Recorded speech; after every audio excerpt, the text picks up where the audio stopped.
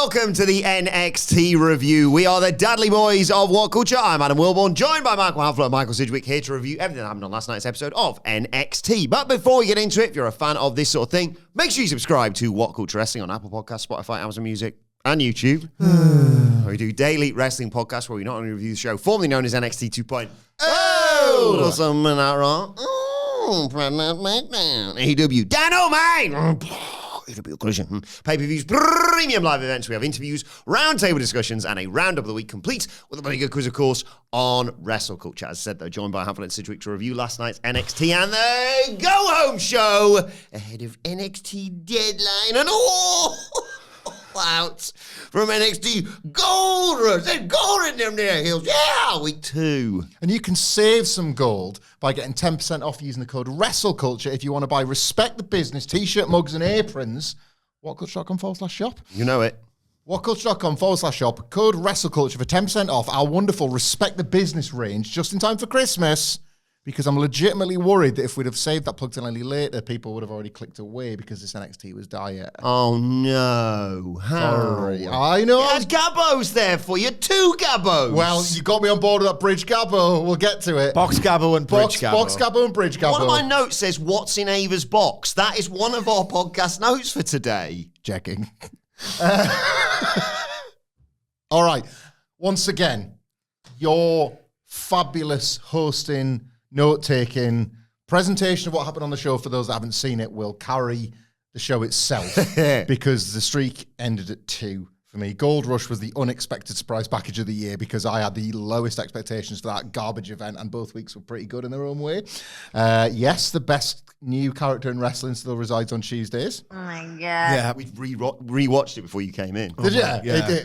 It's incredible. It's so magic. It is unbelievable. Put it this way, here's a teaser for attention. They, being NXT, come WWE, did a kind of spiritual sequel to the most groan-inducing, laughable promo segment maybe in the history of WWE. But which one, though? Stick around. Stick around. I've got an analogy to make. Don't ruin it if you've got it. Did you enjoy it? No. I'm struggling to even come up with a broad thought, let alone actual insight into the matches that were just there. Here's one for you. You know, when you're a long-suffering Fed fan. Yes. And there are certain years that are just dismal. You wonder why you still watch. Sometimes you don't do it half the time. You hate watch. For whatever reason, even though you're kind of an adult, you should know better. You know philosophically and fundamentally what this is, and yet you always have that, well, look how over CM Punk is. It's all going to change. And there's like other chapter points before you realize, honey, never not going to change. And you have like, well, the mid-2000s stinks, but Sean O'Hare could be the new Raven or something, so that's good. Yep. And you have this kind of like, that character could transform everything that I ever knew about World Wrestling Entertainment. Shiloh Hill is that 2006 CM Punk of, oh God, this blows, but look, CM Punk's going to change it all and be a main eventer and change everything, and it's going to be in his image. And the one good thing era of Fed happened for 20 years. We've got one. Shiloh Hill distills everything I love about NXT, or once loved to hate, or once found mild amusement in NXT. Because the NXT 2.0 that you knew and once loved, and you are in the denial stage still. There's a Tony DT, so we're all good, baby. You think? That's what denial is. You think it's all good. No, I know it's all good. No, but denial is your trick, your trick playing brains on you, okay? Gotcha. You want a game of brains with a dead man? And that's a trick. 'Cause it's wrong, but you think it's right. So this is a nice way of explaining you. You know how I like to win. I have this little war. You're in denial. I don't think we have a war, No, but that's yes. because you're in denial. Okay. I love that as a way to describe a quiz. Do you want a game of brains? The better brains. Is there anything, and yes, there is on a fundamental level, like they've told a story with Izzy Damon, Tatum Paxley, but like mostly in the ring and through matches and pretty boring, pretty on NXT 2.0.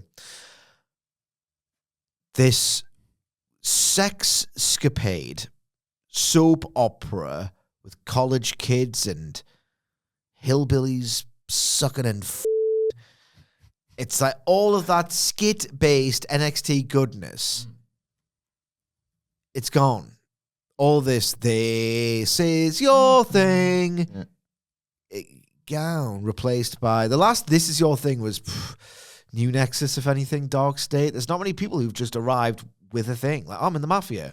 Oh, I'm a college student. Oh, I'm a college dean. So that's good because we can form Chase U together. Or Jasper Troy's Pots and Pans. That's more of a... It makes noise, doesn't it? That's why it's like, one thing if it was like, yeah, he just holds it as an Excuse me, accoutrement. can you give me his full title? Speed champion. Speed champion Jasper Troy in the crowd making noise, clapping But- for carers. There hasn't been a This Is Your Thing. There hasn't been like a set-based episodic storyline in a long, long time. Like NXT, the flavor, the identity has been gone. And now there is a new character struck me like lightning in terms of what is this? I can't wait to do bits about this or to talk about this. Like, what's your thing? Oh, Mafia boss. My name's Tony D'Angelo. Oh, what's your thing? Well, I'm a Valley girl. I'm Tiffany Stratton. What's your thing? I host chat shows for the very inconvenient and rather pointless duration of 21 seconds. I'm Lash Legend. What's your thing? I'm a guy who wants to get eaten by wolves. So, can you imagine how rad that would be? What? this is brilliant. I've given up poker. I fancy re-enrolling in a college within a college. Well, you found just a place. Well, exactly. Is the poker going to come up again? No. That's dead now. Except it lives within Shiloh Hill. When the Rascals went like on a Cheech and Chong search for Rob Van Dam for like 3 months and they found Riddler and just that was that. Yeah. It was like weeks and weeks, wasn't it? It's like, It's Riddle. It's Riddle. and the still already. They were like, they took cameras to like outside airports and Yeah, stuff like yeah. that. They invested. It went on for ages. Oh, Riddle will do, I guess. And then He's on Raw, isn't he? Bring him in for a 6-man. That was it. That was it. Oh, we beat Imperium. Nice. That was an odyssey that took up half of that year. I like the fact that me and Tidge have had the same thoughts, but in very different ways. Because I thought this show's goated, and it's going to get even better when Shiloh Hill arrives. I agree with everything you said about Mr. Hill. Shiloh Hill, I love him, man. The Whale and Mercy comparisons continue for me because, yeah, the matches would happen and then you'd be like, oh man, Danny Spivey can't work no more. And you know what I mean? And I don't think I want to see. Dig what I'm saying. Like, what if, I used to say about the Wyatts, it was like, yeah, and then they've got to like stick a headlock on and hold the tag rope. Yeah. Like, what if like Shiloh Hill's got like a singlet or something? And it's like, Like, he's gonna come out wearing wolf skin. I was just thinking that. or like Pelts or whatever they're called. Is Yeah, that right? pelts. those boots he got from the dark web. I've got my own WWE title pelt. He Is can that anything? come. Title pelt. He can come out dressed as a gnome. Yes, he's gnoming himself. Yeah. He's gnoming out. And because he's got this pretty like, I'm pretty crazy and I don't even know why, unsettling, ever-present smile, he can give his new ring name in tribute to one of his trainers in the NXT Performance Center, Noman Smiley. Brilliant. I love it. I absolutely love it. He's like great. shaking hands with some of the fans. He's just really happy to be there. He vomits on Booker T. What's going on with Shiloh Hill? Right there. That's why you two didn't like this show. Booker wasn't on commentary. Good point. That Yeah. was the difference. I was scrolling through the For You tab the other day, and it was just footage of Lola Vice just doing like hip attacks Nice. to different wrestlers in the corner, and Booker T's going, yeah, yeah. It's just like, just jack it and get your little post no clarity and then commentate like a normal, less horny person. It's like there's something about Mary, like jacket beforehand. Yeah, you should jack it. Booker T needs to jack it before he goes something on about commentary. Booker. You've got cum hanging off your ear. The NXT jack-off show an hour beforehand. I look forward to next week when he thanks Gravy for filling in for him. That was good. Shut up, Gravy. At least I will say Gravy sold everything all right with Shiloh Hill a lot better than Booker would have. Yeah. You know, when they came back and they were both like, what the hell's there? Yeah. It's like an Instagram filter for that kind of stuff, though, because it probably makes all the sense in the world to him. We're all confused and... Good point. We would rule to be eaten by wolves, right, Vic? Yeah. What are you talking about, Book? I'll lend him my bleach, Vic. I want to get eaten by a wolf, man. A wolf man? No, a wolf, comma, man. So say man are after everything. I'm Booker T. Anyway, you mentioned Lola Vice. She was in the opening Iron Survivor Summit. This was obviously my Christmas Eve ahead of Christmas Day on Saturday, NXT Deadline. There's Avar in the ring, surrounded by, as I mentioned, Lola Vice, Evolve Women's Champion Kendall Gray, Kalani Jordan Grace, and Sol Ruka. And Ava says, I'll keep it short. We've got a long show to get through here. One of you will walk out of Deadline. One of you will walk out of Deadline As the new number one contender. I could have done that in one, mate. As the new number one contender. For the NXT Women's Championship. Again, for the NXT Women's Championship. A win. A win On Saturday. Change the paths of your careers forever. Could change the paths of your careers forever. So, ladies, the floor is yours. So, ladies, the floor is yours. Sol speaks first. She talks about getting unsolicited advice from Ethan Page, but admits she is a championship caliber athlete, like he said. It's been a roller coaster year for her. She's gone from being a double champion to losing both titles and her best friend. But the way to recover it all is to win the Iron Survivor and walk into the win the title.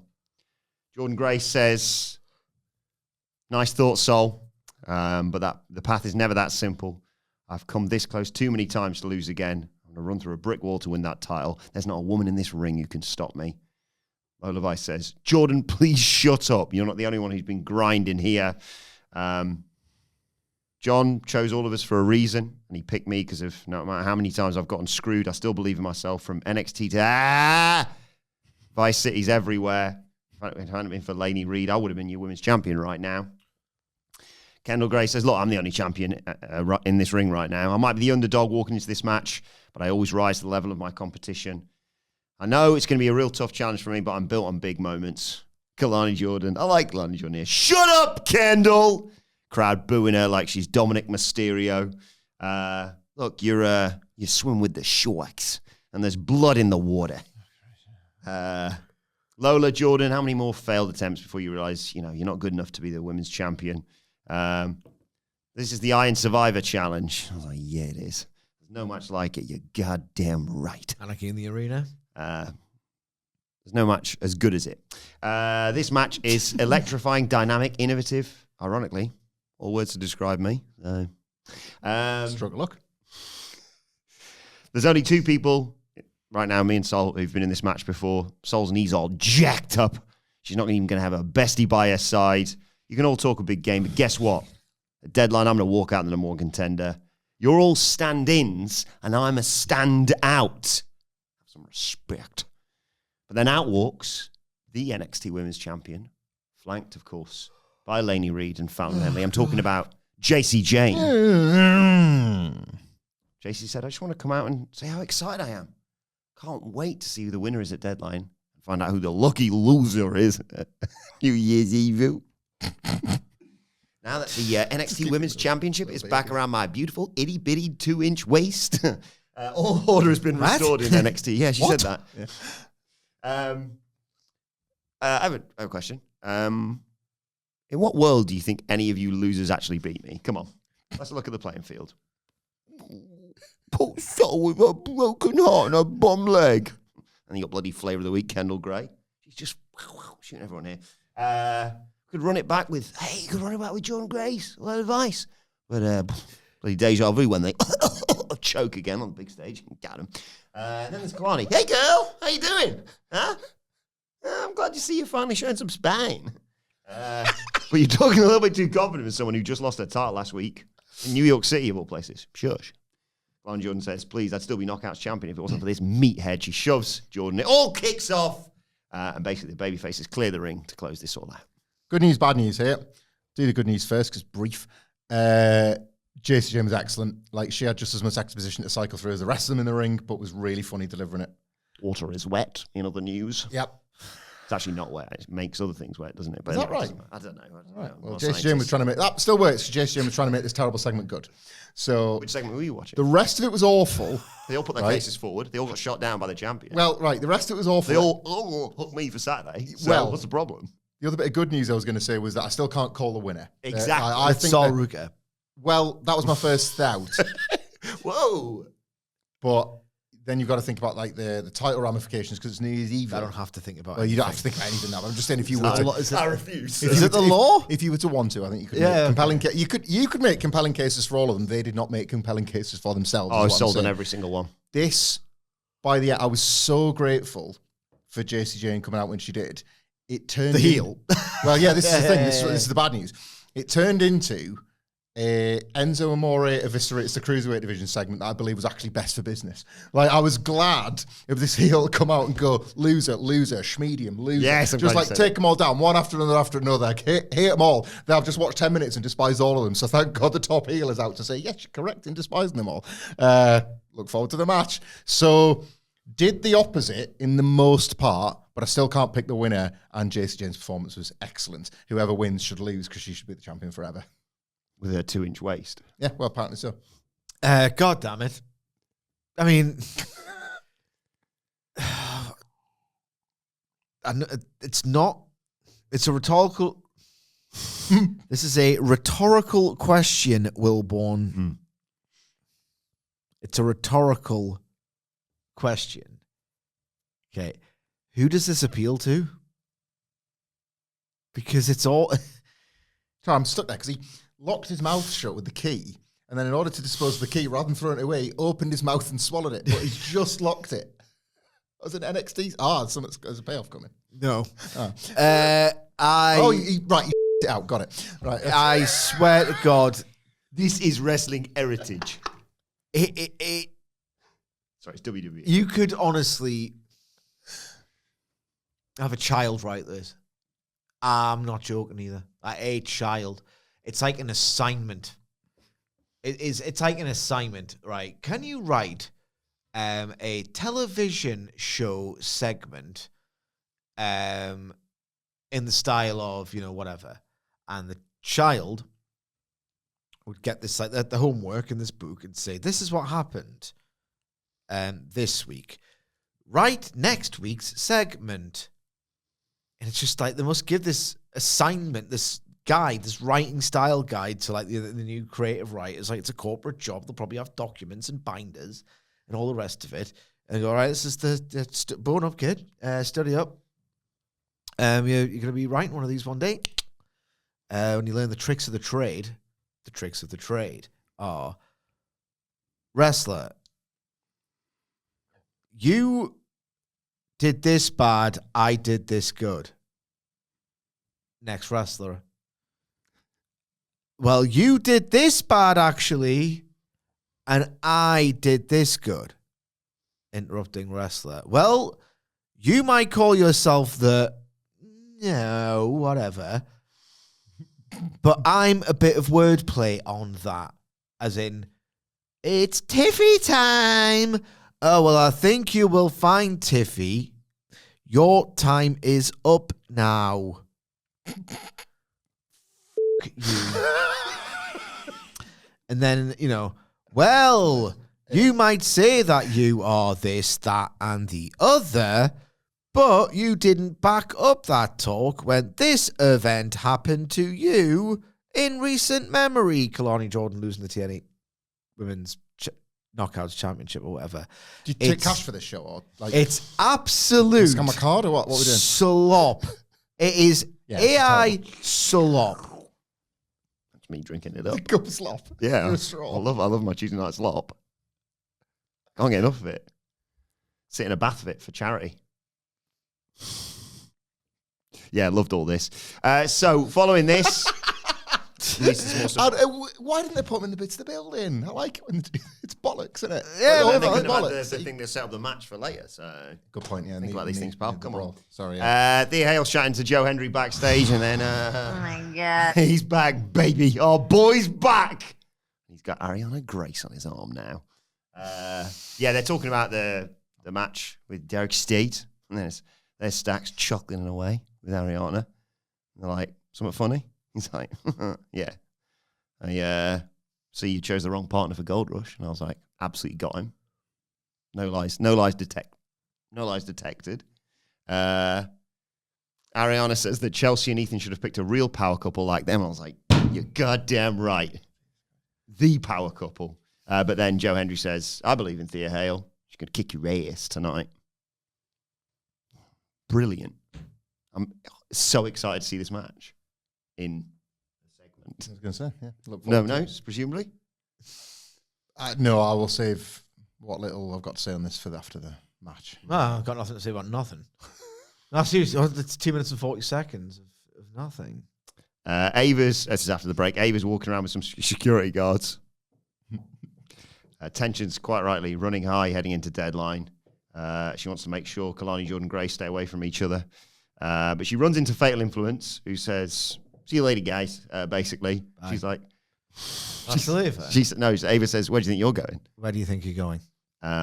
You interfered in matches last week. You interfered in matches last week. Sorry, too much intonation. You interfered in matches last week. And therefore, Fatal Influence will be having a 6-woman tag match. Fatal Influence will be having a 6-woman tag match Against Sol Ruka, Lola Vice, and Kendall Gray. against Sol Ruka, Lola Vice, and Kendall Gray. And we find out that Steve Macklin's going to beat up Stacks or something on Friday. I doubt that. Yeah, good luck, pal. But then we got the highly anticipated match. Thea Hale with Joe Hendry and Ariana Grace with Stacks. Grace, using her ring smarts, jumps Thea Hale at the bell. But Hale works her way out of a hold, hits an arm drag. And Stacks, the brilliant dynamic this couple have, appears through the legs of Ariana Grace, which allows her to take over with chops and strikes, obviously. Thea Hale fights back, though. Ariana Grace escapes to the floor. Channing consoles her. And Thea Hale, tope onto both of them. Both of them? Is that allowed? Anyway, back in the ring, Hale hit an exploder suplex. Stacks tried to get involved again, but Joe Hendry ran around and hit a standing ovation. And Thea Hale got a Kimura and the submission victory. He's not there, is he? You shouldn't really be able to assemble a Turkarino in such a short amount of time. Yes. This wasn't good at all. No. Like Ariana Gray. Flimsy. This was one of them times when you have to remind yourself some of this, not all of it, it's on television every week. You can judge it accordingly. But Ariana Grace doesn't wrestle much on television. Maybe she doesn't Level Up. Maybe she does in TNA, if it even exists. But I refuse to acknowledge it. I think they're saving her for the big TV show that launches in January. That'll be it. But I do like Thea Hale. Sentimental favourite. We're obviously good friends with Stacks. So I was, wanting to enjoy this more than I did, shall we say, because I didn't at all. I'm not a guy that cares too much about the connection on things. I've enjoyed the work of Jey Uso for 18 months now. But this was poor.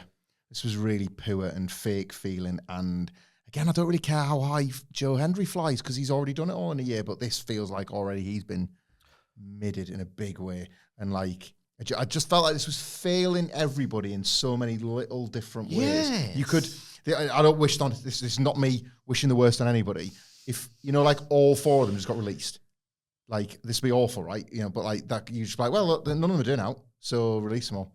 Like, honestly, this was one of them things. Yeah, it's not good for any of the 4 of them. This was such a bizarre choice. This idea to put Joe Hendry and Thea Hale together, it says something bad about Thea Hale, where Joe Hendry in the vicinity of this act is such a non-factor, such a trivial just guy who's around, that I got temporarily worried about his career prospects and forgot entirely that he's in the goddamn Iron Survivor match. Yeah. I just this is so low card. The hell is this style fair? Oh God, what have they done to Joe Hendry already? Oh God, but the main event of the next PLE. Yeah, odd. This is so odd. Thea Hale's got a character arc that ain't gonna last. Either they like her enough to do the big triumphant ultimate underdog story, or she just appears to be like a 5-year-old kid wearing 22-year-old woman's skin. And I find that very, very unsettling in the extreme. they put her in matches sometimes. What are you laughing I at? think in one wrestler, I think who might actually think that's quite entertaining and enjoyable. And he's not arrived yet. Brit Retters? No. Oh, right. I'm thinking Shadow Hill being weird. Not Okay, like, no, I'm with you. I'm with you. Have you got a skin I could wear from a gear? Yeah, like they do give her like the Gold Rush thing. Is it stand and deliver? They just like she was a last minute addition to the North American title match. There was a big match that Thea Hale got into at the very last minute, and they do create these opportunities. Chase U has crumbled 50 times. It's crumbling as we speak on this episode, and yet Real problems there. They persist with Thea Hale, and then they don't. Also, Yeah. don't know what's going on. No clue, man. Well, what happened next? Oh, sorry. Oh, I've just got a message from Phil. I'm just going to go and sort some stuff out because obviously... He knows your podcasting. He knows it's urgent because obviously we're moving office very soon. In fact, I might let the people know about what's going to be going on in the next week or so, and I'm going to go and sort the bloody stuff out. We should probably reiterate this on the Dynamite review where people listen. Same amount of listeners. I'll be back. Wait a minute. It's good to know that in a way. I don't know, he's probably making it up to justify doing NXT coverage. Speaking of listeners, thank you already for a couple of people that have messaged me on my Gmail. It's a good day, this. Spotify wrapped stuff. Vindication Day. It's the best. Thank you for that. Thank you all year round, and thank you for sharing the screenshots. It's the best. Don't think that our egos can't take it, because they can. Send as many as you like. They're brilliant. And Still on Twitter then? no, I'm getting emailed them. Oh, yeah. Yeah, people are using the Hamflett. I've had a couple today. It's nice. Like, related to that, Sorry. sorry. Sorry. Sorry. We're moving offices. We're really excited about it. It's going to look cool as ace in the end. But for the next week or so, the podcast schedule might change. The recording quality, the sound quality, the visual quality, and indeed when they get released might change a little bit as a result of us moving around, being in different rooms, all that kind of thing. We're hoping Phil Chambers promise, maybe. 15th-ish. Hopefully get back to normal. But really January, because then there's going to be Christmas and all that kind of stuff. But yeah, it's going to be all set up properly really soon, but in the next couple of weeks it's going to go a bit topside-turvy. Bit topside-turvy. Yeah, Hamflett, it sure is. So basically, this week normal service should resume. We are, you lucky people. We are going to do a little bit of timelessy content, because next week might be a little bit muddled. And if it is, don't worry about it. We're going to put stuff in the can. Yep. But then we've got, kids doing carol concerts and all the rest of it. So bear with us. And thank you. Okay. Anyway, tennis elbows here. Hey, Staxy! Hey, go ahead, CG. Hey, happy Let's Hug Day, huh? That's nice. What's the deal with hugs? You know that? What do you hear think you've just done? An embrace. A hug is a synonym of that. Oh, I didn't realize. So a hug is a cuddle. Like a bear hug. Yeah, but nice. Yeah. Do you like a bear hug in your matches? Whoa, what was that noise, though? Horizontal bear hug with Ariana Grace, if you know what I mean. I don't. What do you mean by that? Intercourse. All right, okay. Is that anything? Yeah. Everything's something stacks. You should know that by now. You know, I always used to hug my girlfriend real tight after sex. That way she deflated quicker. Three questions for you. Sage, which aquatic animal loves a hug and a kiss? Well, let's name some aquatic animals then. Yeah. Sharks. Well, fish. You can't use the word fish. You said aquatic animals. Eel. Dolphin. Sorry, wait. Say it again. Which aquatic animal likes a hug and a kiss? Touchy-eely. Instead of touchy-feely. Yeah. Touchy-eely, that's a candidate.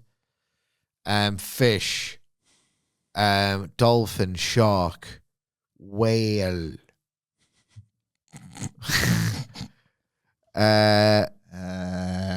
sperm whale, Plankton.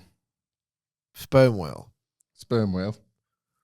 You think he'd save that for whale week? So or hug and a something? kiss is like love, embrace, Cuddle.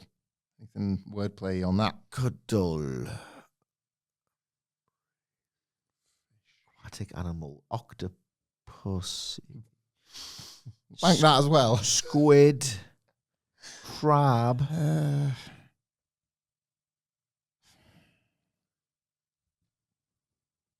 Bus station. I don't know.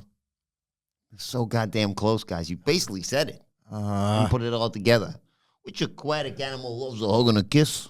A cuttlefish.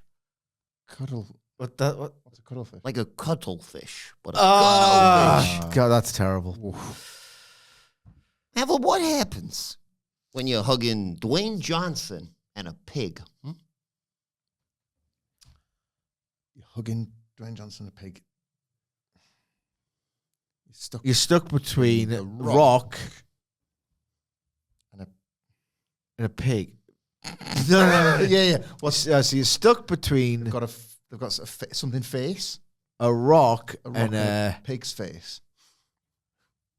so it's hard place. But what's Yeah. that got to do with a pig? Oh. Stuck between the rock and Babe, Pig in the City. Don't do hints. We don't do that, Starks. Stuck between the rock and Lord. Lord face. Stop it, please. We're gonna get us. People are screaming at us for this one. I can tell on Stax' face. Hard place. A lord. Lord. Right, okay. Base. Case. Dace. Lord place. EAce. Lord place. That was a thing. It's a place where you get lard from, dumbass. We're not the dumbasses. Hang on. Stuck between the rock and a lard place. A pig. No. Guess just too clever, you guys, huh? Hang on. I'm going to learn something here for you, Stax. And Sidge, if he wishes. What's lard? Oh, Lord. Yeah. Which animal did you get it from? I haven't got Did three you? jokes about it. I'm just asking what lard Which is. animal did you get lard from? Hmm? Google jokes about Lord. I'm going to do this all day. Yeah. Just a leave. It's just a pig fat, isn't it? It's like I didn't- Oh, look, fat, so yeah. the place you get lard from is a pig. Yeah, but even that AKA a still lard doesn't work place. very well. It doesn't really work very well. I didn't know that was what lard was. I've never thought to ask what lard might be. Yeah, it's like fat. I cooked in Lord just Sunday. So I do my pork carnitas tacos. And it was like fat related because of the phrase lard ass. which yeah, always pops yeah, me. it's a The funny great phrase word, is that Lord ass. Lard ass. Lard ass. For our You have to be American- careful when you cook them with lard. First of all, it's like just boiling fat in a big casserole dish. Right. But like it's so greasy, and like if you don't like do it on, if you need to chop it up on a chopping board, just get that thing straight into the sink or the dishwasher because it goes everywhere. I was just thinking of you chopping lard. I didn't realise it was choppable, but I suppose it has to be to chuck it in the pan, doesn't it? Yeah. Well, you could. I mean, it's not that important. You could. It's just if you chop the lard into like little sort of Is it a butter slices, little consistency? slivers. It's in this. It's in the exact. So when you That's- only like get butter and stuff, Yeah. you get a gold packet of like salted or unsalted butter. It's Yeah. right next to it. It looks exactly the same. I so hate it's- those packets. I don't like because it like peels off and it leaves like, I'd rather get it in one of them plastic tubs. Yeah, but you don't just have like a scoop of lard. Like, well, the dish I make uses Yeah. all of the lard, so you just get the lard, put it in the pan. But it's better to chop it up and put it in different areas so it renders down quick. Otherwise, like you don't want to swish it when it's all that hot and boily. Anyway, Unless you got your apron. Unless you got your Lesson, respective like apron. that was level 42 with lessons in lard. Rocking a lard place. What's your joke number 3? Lard Days Night. What is the difference between... That was level 42, wasn't it? Yeah. Lessons in lard. Final joke, final question for you. What is the difference between my wife and a washing machine? I know this one. When I leave a load in the washing machine, it doesn't follow me around for a month. Pretty goddamn close. Not right, though. What is the difference between my washing machine and my empty wife? a load. I don't have to hug my washing machine after I dump a load in it. See you later, guys. Hook stuff, isn't it? Yeah. Hook. Oh, yeah. Yeah. I thought he was just blatantly ripping off that joke from that Feral movie. Anyway, well, bye, Stacks. Bye, Stacks. Sorry about that. Well, what happened? Just had to move some stuff around because No, you didn't have to do that at all. You didn't have to do that at all. How's a mess again? Yeah, I was lifting stuff over my head. Why would you do that? Just in big boxes and stuff, innit? Why would you like? Because I'm the risk- tall one, I had to reach stuff. Why would you risk? For Phil? It was like you and Rhea Ripley and AJ Lee. Indeed. You need to get something on a high shelf, so you put him on his Exactly. shoulders, and he was messing your hair up because you were playing playful. So we're in the parking lot now. Dangerous Yes. place to be. Lessons in lad. What's that? Oh, Sid made a really good joke.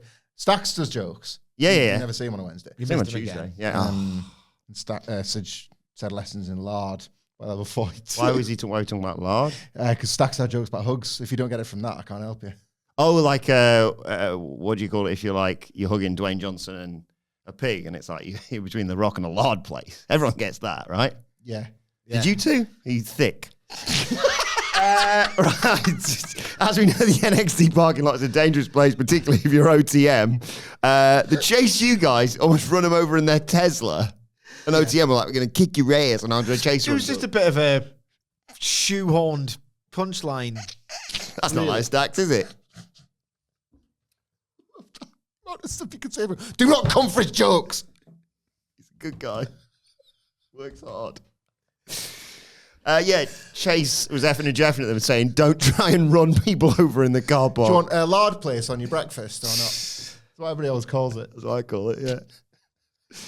Thoughts on this to set up the match later? Very few. Do you want to go down to the farm, kids? Yeah. What can I see there? Well, you've got goats. There's a few ducks probably in a pond, and there's a lard place, of course. Pepper lard place. Do. It's a classic, isn't Peppa it? Pig, man. She gets a lot of grief, Peppa Pig. It wasn't the worst. There was significantly worse stuff. There's a couple of pops buried. You gotta go deep. Yeah, you gotta go But when deep. you find them, like big guffaw pops in Okay. Peppa Pig. Like every now and then, I think I can say this. Like Peppa Pig's a real to her friends. Yeah, And when yeah. you catch one, it's unbelievable. Yeah, it's you good almost stuff. have to wind it back and disrupt your kids' views. Does that just happen? Yeah. I'm so zoned out of life watching Peppa Pig. Do you two do the, what's it called? Elf on a Shelf, the naughty elf thing? No, I don't. I Yeah. hated the It's concept because it looked like I was creating a daily task and hassle for myself. Well, I didn't vote for this, but but we do the elf. Because this is the first year that in theory we could do it. Yeah. And we had a family meeting while seeing some friends of ours who've got a bit older kids who said, Everyone hates the elf. yeah, who basically said, don't do it, we're not doing it. And then I keep seeing stuff and I'm like, yeah, that's a lot of work because you've got to think of presumably 25 things every year, different stuff. Yep. And I saw one that was like, funny elf on a shelf prank, pretend that he smashed the telly up. It's like, get like a looping YouTube video of a cracked screen and have him there with like a hammer. And I was like, that's a good thing to teach your kids there, right? When Isn't it? people, and I include Sidgwick in this because he shared this in prior Christmases, talk about Elf on the Shelf, it reminds me of that thing where it's like 10:30 at night, one of you might still be awake, one of you might still be asleep, and then you remember, oh God, it's bin day tomorrow. It's elf day. And I'm thinking that. And every day is elf day. And I get a bit stressy around Christmas anyway. So the idea of 25 of that, oh God, it's 10:30 and we forgot to put the bin out. Can I Feelings. Can I shoot on the elf from lived in experience, Please please? do. Today is what's the The day? 3rd of December. Yeah, it's already done. So Elf in the bin. So general overview of Elf. Elf, and then this year's lived an experience. So the one and then the other. It's all kinds of awful this Elf stuff. It's a daily task to do. Okay. And it also is of the genre of social media shaming, which is when you follow other people and they make the effort with the elf and they let you goddamn know how much effort they put in with the elf by putting the elf on Instagram stories. And they're the type of people who do these like really elaborate things with the elf. And it's nice that you want to do it for your child, but what you really want to do is impress the people who you went to school with because you're a loser. Okay? Mm-hmm. That's what you are, a complete loser. So you see there's really elaborate pranks that get done. It involves you have to craft something or buy something or in some way invest a lot of time in doing something. So you're doing this elf. It's like, I don't want to do it. I resent doing it. It's a task at the end of the day. And it ruins my fucking life, this elf. Because here's the thing as well. Like, when the kids are the age mine are, it takes a while for at least one of them to go to sleep. At least one of them to go to sleep. So, you have to wait until a certain... I usually do it at 9:45 at night. So I know that sounds ridiculous when mine are 10 and 7, but it's still you don't want to take the risk of going up at 9:30. Because he's 10, 9:30 is probably about right. And yeah, Dad, what's going on? I'm just doing the f***ing elf, so that's what I'm doing. So you kind of have to... Don't say doing the elf, don't say doing... So it's well, all right, I'm doing the elf, so what do you want us to do? You can't say that. Nothing. So that element of it sucks. The social media guilt of not doing it as well as other people element of it sucks. All I want to do before I go up to bed on a night is just have a little bit of escapism corner, right? I've got corners at home, right? One of them's escapism corner. But I cannot escape into escapism corner. Yeah. Right? And all I want to do is watch Ric Flair in a career-threatening match against Mr. Perfect, which, let's see if me and Hamflett are effing. What? Sorry. The first 5 minutes of it suck. Oh, it gets amazing by the end. Yeah, it does. You're watching Perfect and Flair in the Manhattan Center, and what's that about? I know. It's more of a... What happened there, then? I'll tell you what's happened there. 91's kind of the end of Hennig as we knew it, really. It is. You're talking 5 proper Mr. Perfect matches post 91. And Bret Hart's 4 of them. I was going to say Bret's at least 2. And I tell you what, he kind of threw a punch to save his life in the start of that match, Mr. Perfect. Anyway, don't hurt me. Sacrilege corner. Royal Rumble 2002 is better. Yeah, it is. Half of his output, and all he does is get in there himself for a bit and swat his chewing gum while Kurt Angle's attacking him. Yeah. He's class. He's class. But Perfect. Sorry, guys. It's a better vibe and memory. Yeah, defo. Anyway. There's a recent unearthed match against Yokozuna has just appeared on the internet via Volt YouTube channels. Investigate, aren't you? Yeah, I'll report back on my findings of that. But the chemistry in my head is good. Yes. Yeah. So anyway, all I want to do is disappear. But in the back of your mind now, it's 9:45 elf. So all I want to do, I want to get ensconced. One of my favorite things in the world is to just let the various worries and tasks and hassle of which the elf has now won just disappear, ensconced. And I love, right, because it's kind of this high almost where you are too tired to feel distractions, only the TV glow. So it's I loved that. Oh, I'm so tired, I'm barely even watching this. Hence why I can't read at night anymore. I can't watch a really involved feeling. I need the kids to do a bit more for themselves before I can feel alert on a night. There's always just so much to do during the day. Parents of young kids everywhere will get this. I just love being ensconced in that feeling of, I'm asleep already. I just enjoy it. It's I'm between two lands. Nostalgia, comfort land, and sleep land. And it's just a nice land. But then now that land is being invaded by the elf. Because the last thing you want to do at 9:45 at night is task. Yeah. It's anti-task time. It's anti-task time. So I got to do some of the elf. Then you got to come up with an idea. Guess what I do all day long? I come up with ideas. Ideas to convince the kids to get out of bed. Ideas. What would they want for breakfast? What do I need to buy when they get bored of this for breakfast? What can I do to entertain them on the way to school? Right, I need to go to work. What do I do for a living? All right, come up with ideas for patter, for sentences, for pictures, for lists. For football quizzes. For football quizzes, right? And then probably, all day long, ideas. Then there's more tasks as to get the stuff from the shops after work. And then you go home, and then you cook the stuff that you've bought, or you put the stuff put the stuff away that you've bought. Oh, hang on, there's more washing that needs to be done. Hang on, there's more washing that needs to be hung up. Or the dishwasher needs to be emptied. Okay? Or the kids need a bath. The kids need to be told to get out of the bath. The kids need to be threatened to get out of the bath.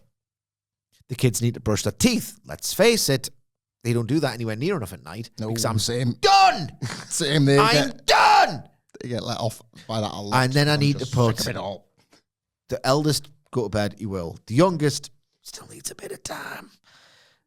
Needs a bit of time. Needs a bit of attention. I have very little left to give. Right? Okay. There. See you later, love. I'll see you upstairs in a bit. God, I want to get back to early 90s Fedland. It's my new land at night, and then can't even get ensconced in Fedland because this f***ing elf. I need to do something with it, right? So it's another idea, and it's another task, and it's something that, you know, when you've got like a tiny thing that will take 2 minutes, but because it just becomes this unbearable weight on here, this burden, even though it shouldn't be. My stupid mind works in this way. So I hate it. Fundamentally hate this elf. Never do it as a parent, ever, ever, ever, ever, ever, right? Ever. But then the social contracts and all the rest of it, like what if their kids, their friends at school have magical elf adventures every morning, and you're the arsehole. So Hamflett, maybe the parents and see him just, you know, as a collective opt-out. I don't know. So the first night, oh my God, it's perfect. The elf brings the advent calendars from the North Pole. Okay, that's great. That's perfect. Works for me. Because you don't really have to, you've just like, that's one thing, it's done. Night 2, it's like, oh, we've got to do something with the elf. Right, go on Instagram Reels during your precious time to look for elf ideas. Well, I'm not doing that. It's way too elaborate. You're trying to impress. You know. Just gonna try something. Okay. Are you trying to impress? Because I'm not impressed. I'm disgusted by you. It's the opposite. I'm not jealous either, by the way. I'm disgusted. I think you're pathetic. So I had a great idea. And here's another level of elf. Okay. And I don't really have much to say about the matches. I don't think anyone cares at this point on the NXT review. Okay. Here's another elf level. Okay. You exert yet more mental energy into a performance, a facade. Because you have to, depending on the route you take with the elf, you have to express an emotion and perform an emotion for the benefit of your children who want to live in magical Christmas land. Lots of lands, yes, but try to keep up. So that they want to live in magical Christmas land. And I want to preserve the illusion, because I love it, of magical Christmas land. The elf ruins magical Christmas land for me. Genuinely, I hate it. So you have to task, I've already been through it. In the morning, you have to then enter a performance land. And so what I've done now, because my children know my personality at this point as well as everybody else. Thanks for listening. Thanks for watching. So I've had to do something. I'm locked in a feud with the elf. Okay. Because they know that like I can have a bit of a rant and rave if something gets whatever broken or whatever. They know I'm a bit of a, he's a miserable sod, our dad, isn't he? But he's all right. So I have to I can't go, hey, look at the elf. Well, first of all, I hate it, and I cannot do that. I cannot perform that role. I can't feign that. I'm a little bit too real. Even a Christmas baby. So I'm locked in the feud with the elf, and I do this thing where kids like it when people kind of get angry and clown around and all that stuff. So I'm locked in the feud with the elf, and my youngest in particular finds it hilarious when the elf does a prank, and I go, "Oh, you stupid little." To the elf. To the elf. I don't say that in front of the children. That was for comic effect. Yeah, it was effective. So on December 2nd, what I decided to do is I display the elf and wearing a mixed football household where there is, because my wife supports them, there's Sunderland stuff in my house, and I hate them. So I respect that, because I don't hate Newcastle quite as much, but I would very much struggle with it. I don't hate in them. my house. I get it though. I get the, you see the badge and it's like, not my badge. Not my badge, not my colours. Yeah, I get that. So I dressed the elf in a Sunderland top. Yeah. So I went downstairs, like, you little... Against the It's elf. a Magnum! But I didn't say that. So again, for comedic effect. So, like, it was great because like they had like the best school morning in living memory where they were bouncing around. They thought it was hilarious that the elf is a Mackham and all the rest of it. Oh, that's nice. The elf, this is fun. And then last night, it got to like 9 o'clock and I'm like, oh no, the elf, 45 minutes of Fedland is ruined. Okay. Mm-hmm. And then you have to think at 9 o'clock at night of what to do with this elf. So it's just like, put it upside down and empty tub of Pringles or whatever. Come down and see this elf. Ain't my bloody Pringles. And you didn't get the same laugh as wearing the sunburn top. So then you're chasing the pop, and now you're kind of chasing that. It's a chemical thing. You need a high of a better pop that matches the Oh, it's awful. Never do the elf, and I'm done with the elf. So, Now I'm thinking, what's the elf going to do? Well, Could he tie your shoelaces together? You got to go to leave for work. You're like, I guess the elf's not done anything this morning. Whoa! You're living in Elfland, you already. You don't know it. You'd thrive with the elf. Yeah, I don't want to commit to it, but I'd happily be part of the ideas team. Give us ideas for the elf. Yeah. Right, well, this would be your This is kind of what I've done. I don't endorse AI fully. No. We have laughed at animations of... I like the bully grok. Pretend... yeah. I've fooled Gemini into a wrestling lie once upon a time. It was funny. We did have a laugh at these like sprite versions of the Ultimate Warrior and Randy Savage trying to carry a carpet down the stairs and falling. Like it does. Sometimes it it's carpet stinks, brother. Sometimes it just works. It just works. And here it might have just worked, right? I don't. It might just work here at WhatCulture Wrestling at some point, which I don't want. But you know. ChatGPT is a version of Google I can kind of understand because Google has become so screwed up, man. By AI. By AI that ChatGPT has been like, well, we can do that. Yeah. We'll be Google. So I asked ChatGPT in place of Google, and again, this is like lazy hack podcast stuff, but I hope you'll see the benefit here. Give me a wacky elf on the shelf idea for a parent who is a wrestling podcaster and wants to make his kids laugh and impress his friends on social media. Explain it in a normal way. Then explain it in the style of an Aleister Black promo, and I let it do its work. So here's the normal way first. Concept. The elf has joined a wrestling promotion. Set up your elf on the shelf as if he's cutting his own wrestling promo. Put him on a tiny stage made I'm going to buy a microphone for him. Made from cereal boxes. No. And give him a mini microphone that you can make from a cotton swab. I actually get that. You can see that, little cotton bud. Oh, yeah. Surround him with a few action figures as his audience or security. Make a tiny championship belt out of cardboard, wrap it around his waist. PS5 cases. My son's 10. Then put some food out and say, I've seen the cookie crumbs. I know which tag team left them behind. And then you go biscuit in the background. For an extra social media punch, record a short video of the elf cutting a promo using a dramatic voiceover. So that would obviously be you, presumably. So that's the elf. Want to piss on me? Yeah, exactly. Elf master. Falls through a little wall, right? Elf, you turned the tables on me. You turn the tables in a wrong way. Hey, elf. Hey, elf. Are you a little... Yep. Talk about your elves.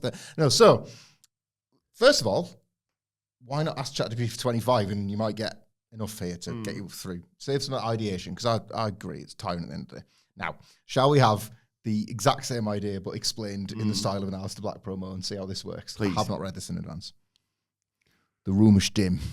Shadows drape across the tiny figure perched upon his makeshift pulpit of cereal boxes and forgotten toys. The elf does not move, yet he feels impossibly present. His plastic eyes stare as if they've witnessed every secret cookie raid, every poorly hidden candy wrapper, and then he speaks. Children, I've waited in silence, perched upon these stacked relics, watching the sins and the crumbs that fall like snow before me. And now I rise, draped in cardboard gold, a champion forged not by victory, but by truth. You believed I was merely a watcher, a whisper in the rafters, but I stand here to deliver a reckoning, for I have seen the hands that dipped into the cookie jar after dusk, the feet that tiptoed across forbidden tiles, and I will expose the culprits in the ring of dawn. So prepare... Oh, a slow, airy tilt of his head. So prepare yourselves, for the elf has joined the promotion of shadows, and his first challengers are you... Aleister Black on a shelf. There we go. So maybe drop Chat GPT a message later on. You got 25 of these, Chat GPT. I'm really struggling. Anyway, Are you doing it? Is that why you God, asked? no. All right, okay. All right. Unless you're not after hearing that. Never. We see Ava talking to the four baby faces ahead of taking on Dark State, strategizing. But she's not the only one in there because in works her assistant. I can't remember what his name is actually. It's Robert Stone. Where have you been? He's got a package for her. She'll deal with that in a bit. She announces Package in that box. Well, no, he's got a package for her. Yeah. And in her box, it transforms into her box. Transfers. She talks about the contract signing later. Clearly is a clue. And she's raising the stakes for the main event. Whoever scores the pinfall gets to pick their spot in the Iron Survivor. I like that stip. But if Dark State wins, Dion Lennox will obviously get to choose. And then she opens her box, tips it out on the table, and I still don't really know what it is. I saw Bits of plastic. bits of a hat, but it could be bits of I saw plastic or a knee brace. Tattered material, tattered something, wasn't it? Yeah. Gabbo 1. What could it be? Tony D's old hat. Yeah, we know this and accept this about the character, but what could it be? How dare you? A bit of fun. It's a bit of fun. Tickle him. What could it be, though? But yeah, shredded artifice of a former character that we once loved here on NXT. Left that behind. Yep, that fedora. Felt that way when Wilbourn alerted me to the super secret clutch at the end. Oh my god. I think there's a bit of a secret long storyline. Mm-hmm. Or it could be Chris Jericho. Triple H, you know what? Triple H has gone off putting things in the background of things. There was one on with Priest was cutting a promo on Smackers. Yeah, that's how Tonight. they did one with the Wyatts where they were in the background and then the foreground. Like the MFTs were like classing about, and then like the Wyatts were there, and you're supposed to like, well, yeah, they're going to cause trouble, and then the MFTs leave. And dip, and then all of a sudden the Wyatts come out from like behind this pillar. They've all just been hiding like Scooby-Doo villains, and then one of them, I think, is it like it wasn't Uncle Howdy, was it? But he was just like, not yet. It was thingy Redbeard. Redbeard, wasn't Yeah. it? Yeah. Don't get him yet. Yeah, it's fine. Get on with getting him, please. So they can take the belts off you. It's not like secret magical powers, mystery powers. Yeah. You're just hiding behind a lamppost. Maybe that's why they haven't had a tag match. No one can find them. Yeah, they're so good at hiding. Then we got Josh Briggs versus Tavion Heights. More brawling from these two. Briggs jumps Heights before the bell. Briggs hits a choke slam when they're back in the ring. He gets a 2 count. But Tavion fights back using his Olympic wrestling background. Briggs tries to grab him by the hair, but Tavion hits a front face slam. Heights catches a big kick, float over, overhead suplex for 2. They go to the outside, and Briggs kicks Tavion in the face. But then, I've never seen this before, Heights picks him up, and they ran into the barricade, and it collapsed. We go to break. We come back. Heights is in trouble. It's like the new suicide dive, isn't it? Yeah. Heights makes a comeback. Briggs has obviously got the chain he wears to the necklace. He rips it off, wraps it around his hand. The referee's like, you can't use that. Takes it away from him. But with the distraction of him getting rid of the chain, he misses Briggs hitting a huge belly-to-belly. He's late to count, and Josh Briggs manages to get his foot on the rope after Tavion Heights' belly-to-belly. And then in the finish, Briggs hits a big boot, huge lariat, 1, 2, 3. We've had a lot of fun today, and it's been quite tangent heavy, so I'll be earnest, but I'll keep it brief. I was disappointed in this. Like, this was rubbish, but I didn't want it to be, and they've had better brawls. Tavion Heights has really shown me some fire in the past.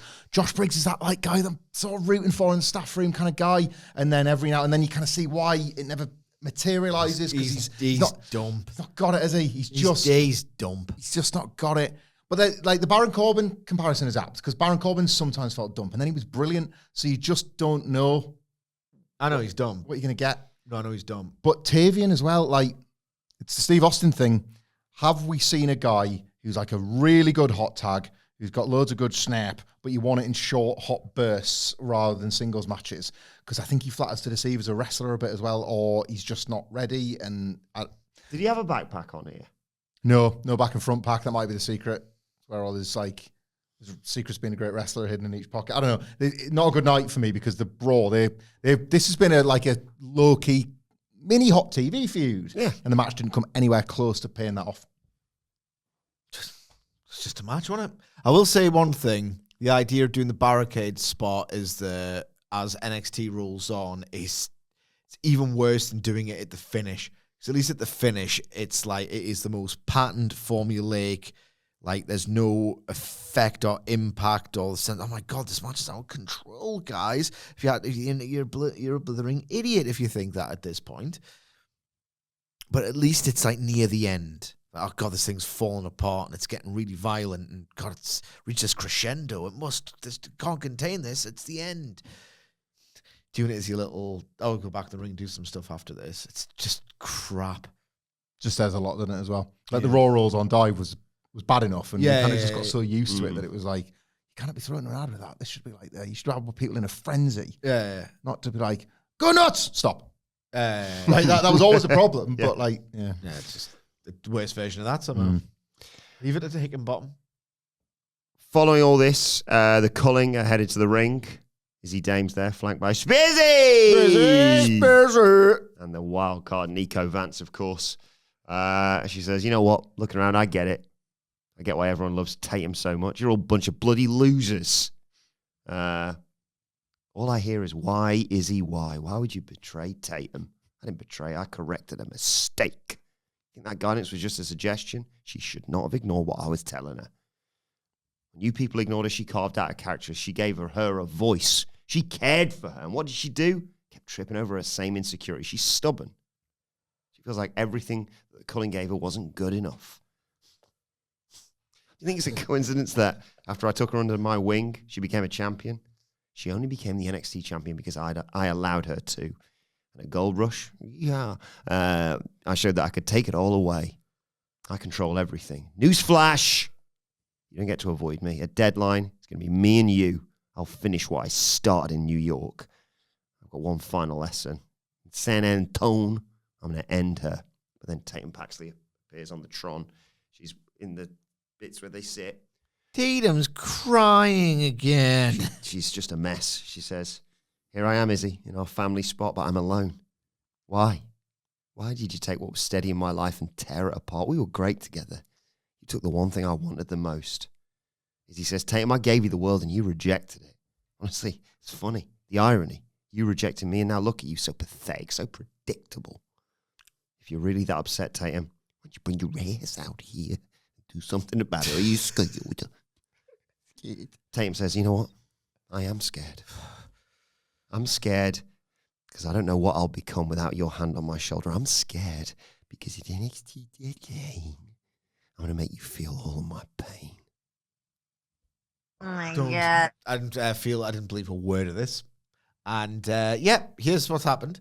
They tell incredibly predictable story, which they probably could have milked a little bit more, but whatever. I'm going to turn on you. I'm going to turn on you. I'm going to make it increasingly more obvious that I'm going to turn on you. I turn on you. I reveal my master plan. Have a match. It's just slop. It's just worked for all these years. Keeps on working, baby. I'm sold. I think this will work in spite of itself because I thought this was a really poor segment. We pitched it yesterday. We called it. Yeah. I think Tatum Paxley will be really over. I think this Obviously. babyface turn in general, the whole thing, that might be a turn. This is Shawn Michaels booking. Of course she is. Come on, pal. This run has absolutely worked for this. Of course it is. It's segment. NXT. It's class. Poor segment. They know what they're doing, and look where she is now. Doesn't even need the title anymore. No, she's just a massive baby face. Righteous debut on. Yeah, obviously. All of this will work. Tatum Paxley's proper over. She's done it, broken through the whole deal. But the ladies are in the locker room, and they're not bickering. They're chatting ahead of their match. And Zarya turns up. Sol says, I'm really sorry about not being there for your match with Fallon Henley last week. Still upset, processing everything that happened with Blake Monroe. Zarya's like, you're moving on just fine, aren't you? Sol says, come on, that's not fair. John Cena picked me to be in the Iron Survivor. Oh, fine. Do your own thing now, says Zarya. Since you didn't seem to appreciate me being in your corner at Gold Rush, I will not be in your corner again tonight. and Lola's like, so we got to go, mate. And Ren's there. Yes, Ren QCC, baby. Says, I've got you back tonight. Might not be as scary as Zarya, but I am supportive. And tells Zarya she's sorry. She walks away. A wonderful performance there. I've been sort of impressed, kind of, in as much as you can be with the acting on NXT, with how they've tried to keep it on an even keel with who's going to turn heel. They might have given the game away in the ring later on, but then maybe they didn't, because Sol's a bigger dick, really. When you lay it all out, she has been the worst of the two. But then she's like, oh, sorry, I was sad, so I wasn't there to help you when you got screwed out of a title. Pies her quite a lot, and she kind of gaslights her a bit and all of that. But, you know, they're leaving you to speculate and all that kind of stuff. And then maybe the ring was the giveaway which way this is going to go. But yeah, this is the Fraxium payoff that Shawn Michaels never got to do with Fraxium, I guess, isn't it? With these two. You know, you're going to get one's going to turn. It's feeling like it's going to be Zarya now. Zarya's kind of been a dick a lot. Which is class. Yeah, but she's got the big babyface finisher, so. Yeah. I don't care about any of this anymore. After a break, we get a hype video, as if we needed it, for the Iron Survivor Challenge. Explain it all. Don't worry, we know every single bit of it. It's the best new match type in wrestling, baby. Fatal Influence then. That is, of course, the Women's Speed Champion, Fallon Henley, Lainey Reed, and NXT Women's Champion, JC Jane. Facing off with Evolve Women's Champion, Kendall Gray, Lola Vice, Sol Ruka, with Ren Sinclair in their corner, of course. Very early on, we get the bit where they're all talking smack in the ring, even though they're not the legal people. Gray hit a moonsault, taking out Reed and Henley on the floor. Jane hit a nice cannonball from the apron to take out Vice and Gray. And Ruka says, cute, and takes out all the members of Fatal Influence with a moonsault. I think it takes to a break. No, not yet. After a while, Jane hits the ropes. There's a blind tag by Fallon Henley. Jane distracts the ref, and Henley grabs Gray and throws her into the ring apron. Fatal Influence just pose as we go to a break. Gray's in trouble when we come back, but she finally manages to avoid a double team, knocks Laney off the apron, rolls under Henley and Jane, brings in Lola Vice, who runs wild. And Corey Gravy does his best Booker impression, basically, here. Yeah, smashes them all with her ass. Sol Ruka comes in, hits a backstabber on Reed. Vice hits a back fist, but Henley makes a blind tag. And there's a Reed and Jane double team running knee to Sol Ruka. Everyone gets a bit of something in here, but Sol Ruka, in the conclusion of this, dodges the rolling encore. Soul Snatcher, 1, 2, 3. Although that's not the end, because after the match, Zarya spears Kendall Gray on the floor. Sol Ruka shoves her, and Vice has to break all this up. Looked like she was going for Sol Ruka. Did it not? I enjoyed this. Yeah, I didn't enjoy much in the show, but I enjoyed this. It was all right, this. Fatal Influence tags are good. Water's wet. JC and Fallon. No, it makes things wet, actually. Sorry. I don't know. My phone's on charge. Google it once and for all. What if water's wet? Is water wet, or does it make other things wet? Water's not wet, but it can make things wet. That's according to Google AI. Well, we'll never know. Oh, well. That's how knowledge is going to work forever. It either is or it isn't. I'd say I'd completely mistrust anything Google tells me now. It's terrible, isn't it? Yeah, it's awful. That's a complete reversal of where we were basically educated to be at for the last 20 years. Yeah. Oh, no. I'm feeling unlucky. There we go. No, I like these tags with Fatal Influence. I think JC and Fallon in particular, obviously, and they're supposed to be the experienced ones, but offer so much different stuff now. You get a different flavour when they're in the ring, and the heat they work, if you want to call it heat, it's this building, but Jessie Jane's the female wrestler of the year. I need to think on it, but I might just agree. Credit where it's due with this division, right? And Shawn Michaels. You ever watch Stardom? No, obviously not. Come on. Credit where it's due to your Booker of the Year, Shawn Michaels. Such arseholes. It's one of those where I get enough good wrestling, you know. It's AEW's fault. Of course it is, yeah. Most things are. Like, this women's division, this time, 12 months ago, this women's division, every week, Sidge coined this, we are the most women's division, right? Yeah. Every week this was coming out of one wrestler's mouth or another. And then they signed Stephanie Piquet, Julia, Jordan Gray, sorry. I was like, yeah, but I thought you already had the best. But you can't have both. Like, you can't need to sign, Went to you can't need to 11. sign 4 or 5 at once to, like, make this your new division. And then they've all, like, Jordan Grace wasn't out here. This was like the proper division in action. Stacked, Yeah, and they have done some good work this year. Credit where it's due to Shawn Michaels. Like, it's far more... Should call it the women's shelve division because it's stacked. Stacked, yeah. It's a more valid claim this year than it was last, I would argue. Last year it was the most valid claim ever, so it's even more. More valid there, if anything. Just felt like they were cheating last year, and now they're not. Training up Stephanie Vaquer from nothing. Ground up. What happened next? Ground up. He's playing the hits, isn't he? NXT Anonymous. Eavesdrops on a chat between Javon Evans and Ricky Saints. This is crap.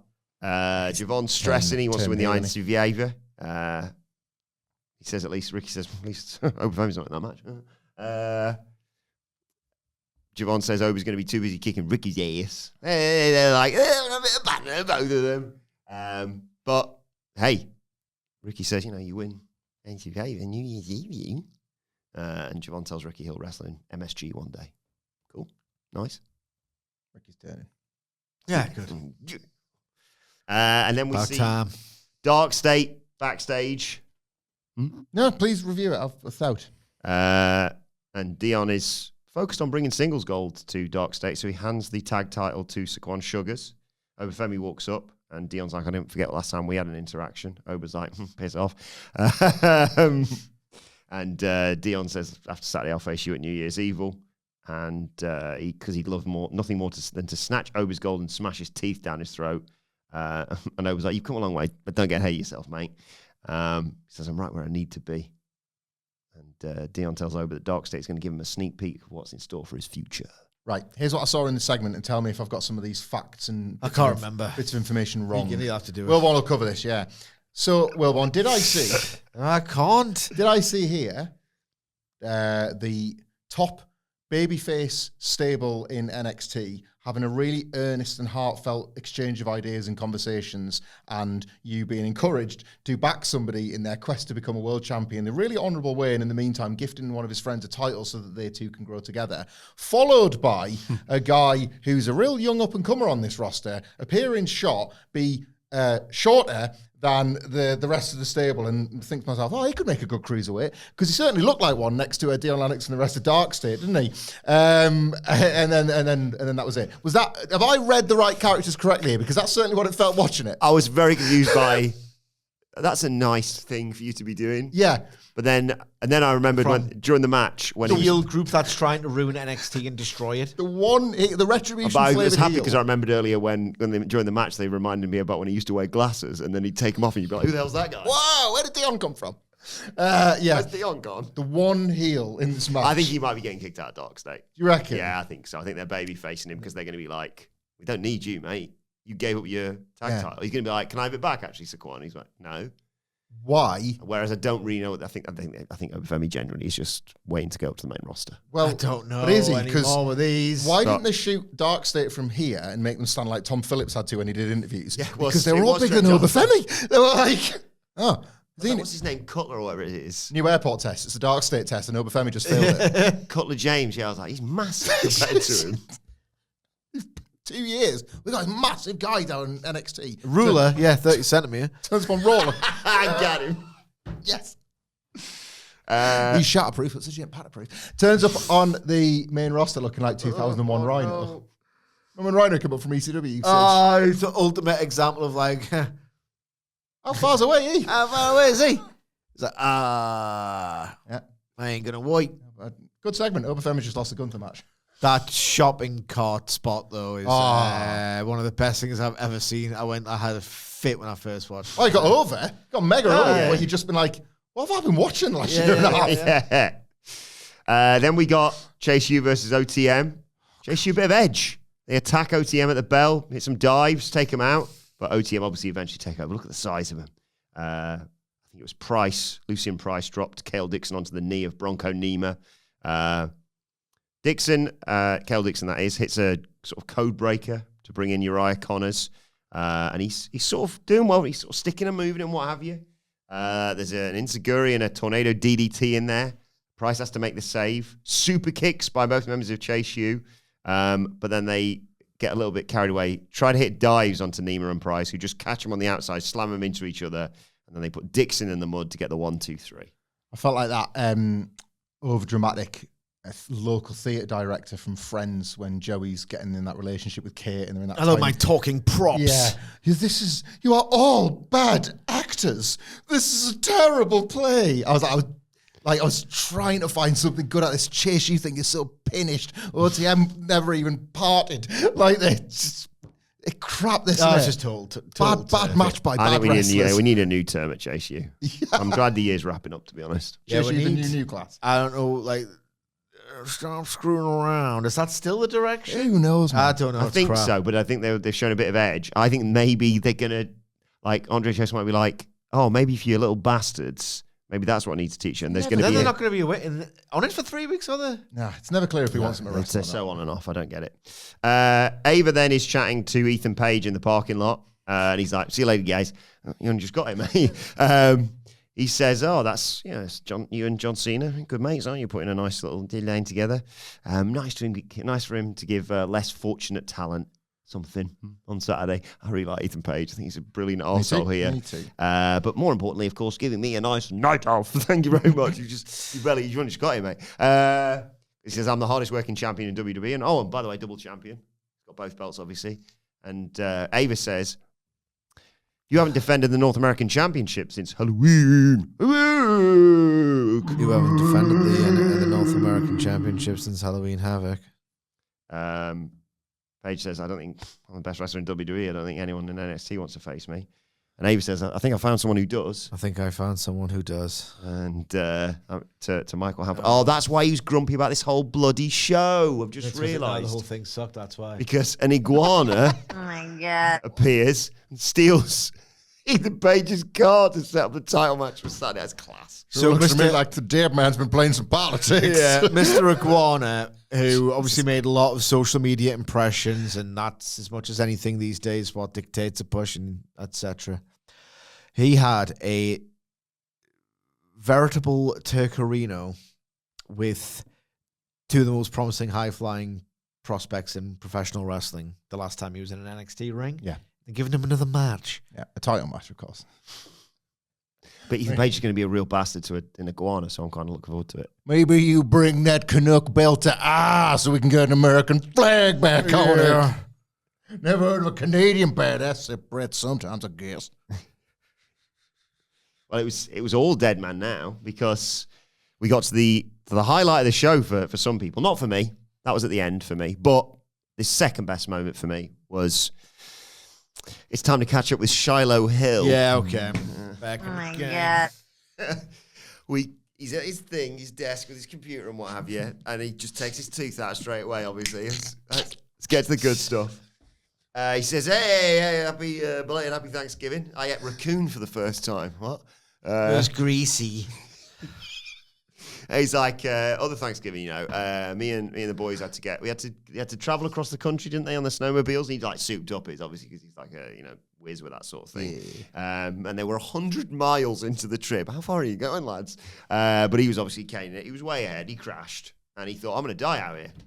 No one's going to know where I am. No phone signal or anything like that. But, he sort of embraced nature. He snapped some twigs and stuff, got some snow together. He rejoiced in being one with the earth, I suppose you could say. Never felt more alive. He never felt more alive, and he knew he shouldn't go to sleep. That was a good thing. Couldn't go to sleep, but he's never felt more alive. Can you imagine if you got hit by wolves? Oh! What's going on? And then he's like, that reminds me, actually, Deadman's my coach from LFG, and he told me to reach in and rip out people's souls. And he was like, I love when I get that. I love get that, like, feeling. He said, like, embrace that feeling when you get the tingling. And he's like, I forgot my bleach. See you later, guys. I'll tell you what, right? First of all, absolute cinema. Wait, we got a button for this. We play it every Friday. Shiloh salute.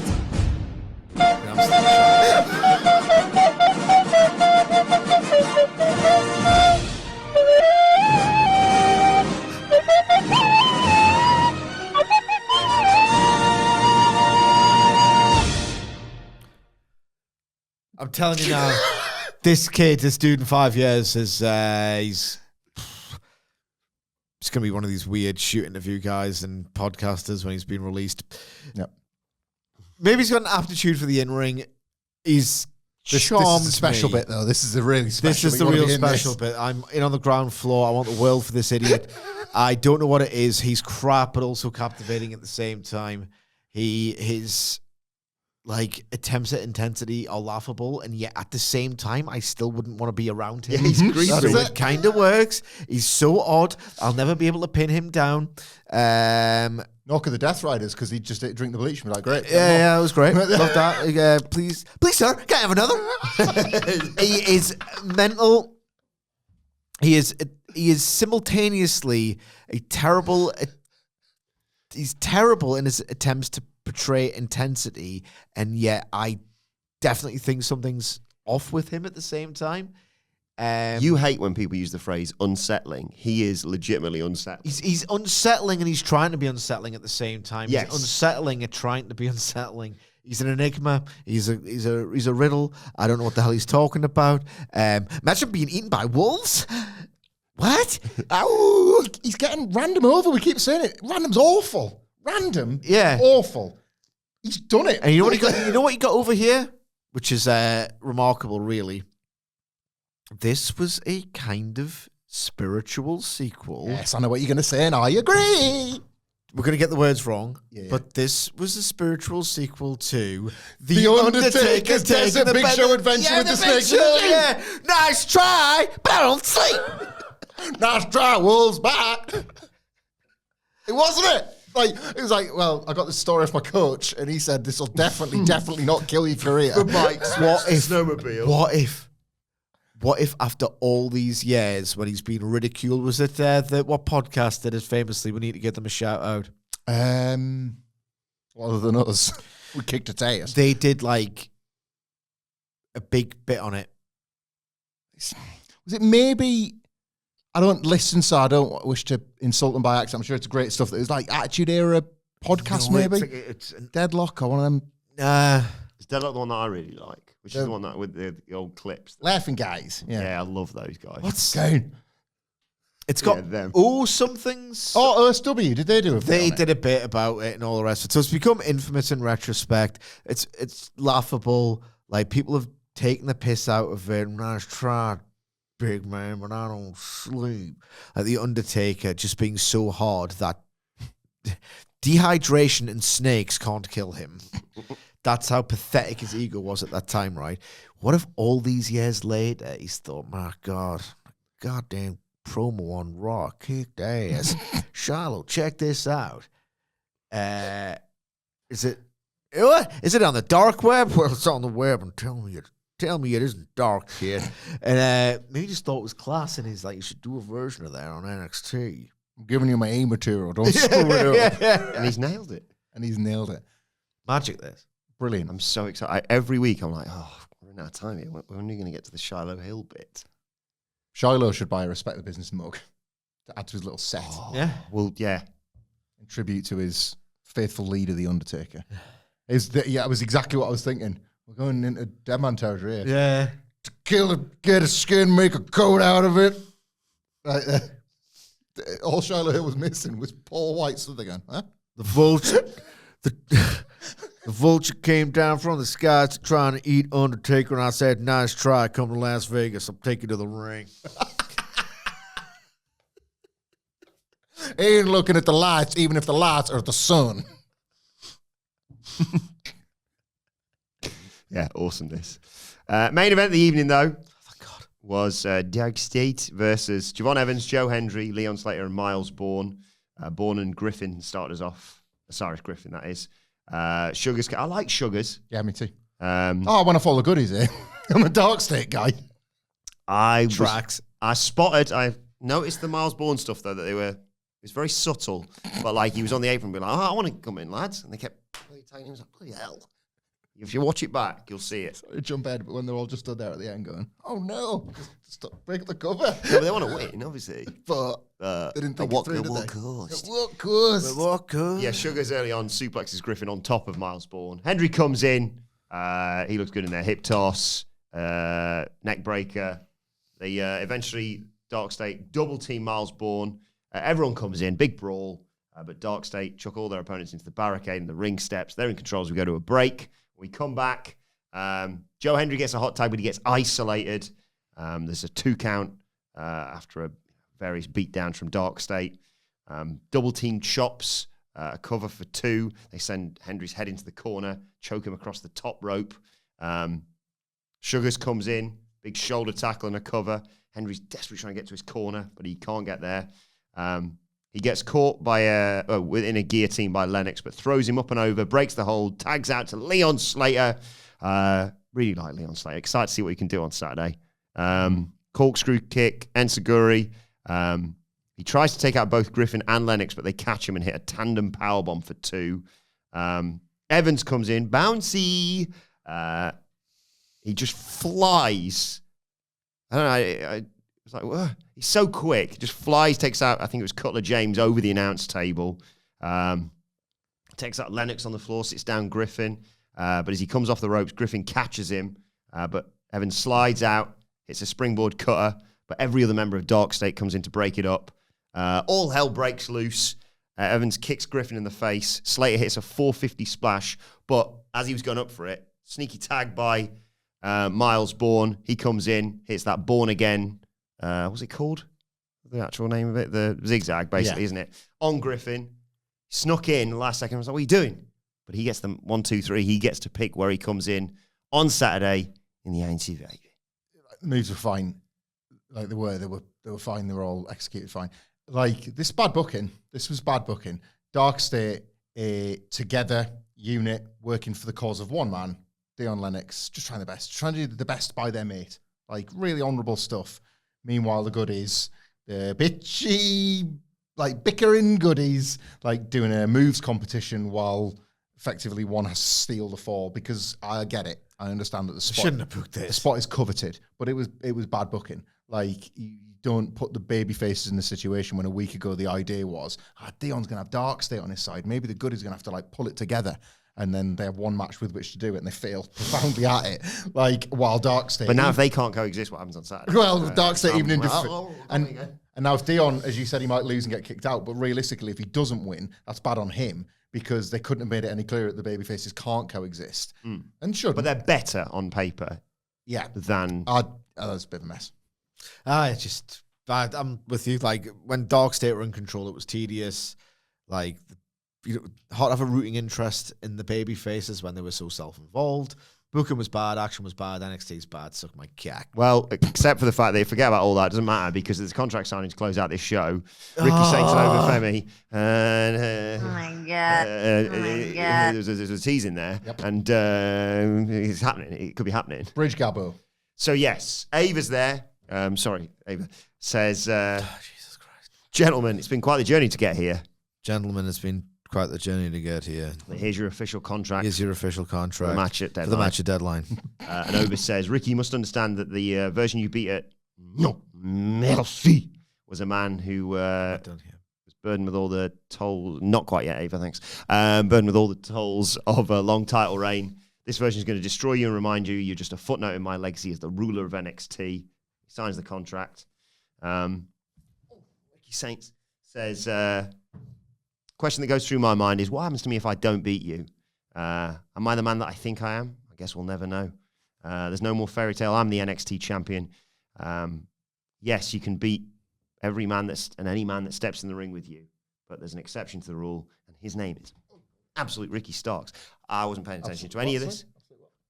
Ricky Saints, sorry. And that, whatever. I wasn't paying attention to any of this because in the background, there was like I was already excited because I was really looking in the background because I was like, oh my God, NXT Deadline. That's what I thought it was. Moving the logo. And it changed. And there's a bridge. And I was like, there's one man who's been on that bridge who, hasn't already been seen in the show and isn't dead. And he has beaten Obafemi in the past. Tony D'Angelo's coming back. One belt off a Grand Slam, isn't he? He's going to win the world title. It's happening. Anyway, Ava says, thank you, gentlemen. Thank you, gentlemen. Just want to let you know. Just want to let you know. The first time in NXT PLE history. That for the first time in NXT PLE history. The men's NXT championship match. The men's NXT championship match will open the show. Correct. Ricky Saint says, perfect. And I was like, well, I'm staying up Saturday night for that one. No, you're not. I am. Maybe not the whole thing. You can't tell him when his bedtime is. Gareth, I know what it isn't. He can stay up as late as he wants. Is it 12? Is it a midnight start? Oh, come on, baby. When's the derby on Sunday? Or is that no? That's a week on Sunday, I think. I'll have to watch John Cena afterwards. I'm going on the train with Santa on Sunday. But you can have a chat with him about Deadline. What do you make of him? You made the Iron Survivor Santa. Yeah, there's a face-off. I don't care about any of that. So Tony D. What are we thinking here? Person came and visited Tony D. And we never got a payoff to that. Was that person? He came and ripped his hat up, clearly. Ripped his hat up, put it in a box. It's Tony D. Spilled it Ava a few months later. Why wouldn't everyone does that? They put a second class stamp on it. It's taken a while. Everyone would do that. And trained Tony D to hack the mainframe. Bridge. Or maybe Ava's just like wants a bit of subtle publicity for a show. She's in on it, probably. Nothing gets past her. I don't know. Rock's charisma managed.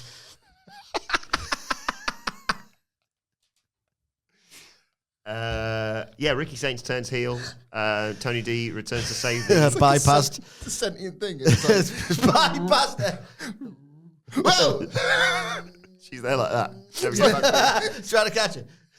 He's got in the Christmas like this. He's got so much of it. It's like the Matrix scene with the bullets. There's loads of them. There's catchphrases. There's charisma. There's everything. And she's like, I want your charisma, Daddy. It doesn't matter if you want my charisma. No, it's any fucking thing. Yeah. Ricky Saints turns heel. The Rock's charisma's come to the bit party, but it's not speaking to him. No. It's the one person. Don't put me in the room there. Ricky Saints turns heel, and Tony D returns to save the soul of NXT. And complete the Grand Slam at Stand Up. You won't the speed title. Oh my God. I mean, did after. Yeah, did after. Champ. Same time, if anything. I mean, this was the best ending ahead of Deadline for me. As if I couldn't be sold on the show anymore. Yeah. How about a Tony D tease? Thank you very much. It's WrestleMania 17 week and they just dropped my way. Yeah. Yeah, that's one more tease of Tony.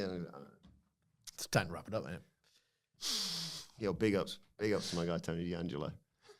You excited? We'll be doing a review on Monday regardless.